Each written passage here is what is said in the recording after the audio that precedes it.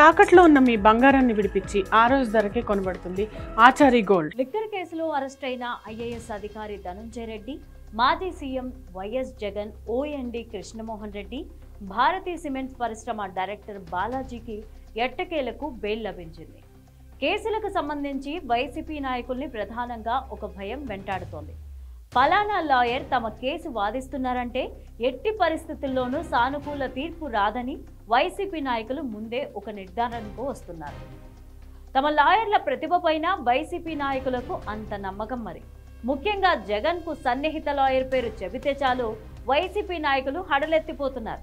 కూటమి ప్రభుత్వం వైసీపీ నాయకులపైన రకరకాల కేసులు నమోదు చేస్తున్న సంగతి తెలిసిందే. పాపం ఆయనకు తానెంతగానో నమ్మే ఒకరిద్దరు న్యాయవాదులపైన పార్టీలో ఎలాంటి అభిప్రాయం ఉందో తెలియదని సమాచారం. నీటి కుళాయిల వద్ద జనం గొడవ పడ్డట్టుగా వైసీపీ కీలక న్యాయవాది న్యాయస్థానంలో విచారణ సందర్భంగా రచ్చ చేస్తుంటాడనే ప్రచారం ఉంది. నిజానికి కేసులో సానుకూల ఉత్తర్వులు వచ్చే అవకాశం ఉన్నా సదరు వైసీపీ లాయర్ను చూసి మనసు మార్చుకునే సిచ్యువేషన్ ఉందని ఆ పార్టీ నాయకులు వాపోతున్నారు. తాజాగా లిక్కర్ కేసులో కీలకమైన 3 నిందితులకు బెయిల్ రావడం వైసీపీలో సంతోషాన్ని నింపింది. అందుకే బెయిల్ పిటిషన్లపైన వాదనలు వినిపించిన లాయర్లు ఎవరనే ఆరా తీస్తున్నారు. 3 తరపున తప్పెట నిరంజన్ రెడ్డి, వినోద్ కుమార్, దేశ్ పాండే, పివి రామ్ రెడ్డి, తప్పెట నాగార్జున రెడ్డి, శెట్టిపల్లి దుష్యంత్ రెడ్డి, చంద్రగిరి విష్ణువర్ధన్ అనే న్యాయవాదులు వాదించారు. వీళ్ళ ప్రత్యేకత ఏంటంటే కేవలం న్యాయస్థానాల్లోనే వాదనలు వినిపించడం. అందుకే లిక్కర్ కేసులో ఏసీబీ కోర్టు స్థాయిలోనే ఉపశమనం దక్కిందనే అభిప్రాయం వ్యక్తమవుతోంది. ఈ లాయర్లలో జగన్ నెత్తిన పెట్టుకున్న ఒకరిద్దరు లాయర్లు లేకపోవడం గమనించాలి. ఇప్పుడు ఇదే న్యాయవర్గాల్లో చర్చనీయాంశమైంది. జగన్ దురదృష్టం ఏంటంటే పనికి మాలినోళ్ళు ఆయన చుట్టూ ఎక్కువగాను, మంచి వాళ్ళు చాలా తక్కువగాను ఉండడం. లాయర్లు కోర్టులోనే వాదించారని చెప్పడం కాసింత విడ్డూరంగా, ఆశ్చర్యంగా అనిపించవచ్చు.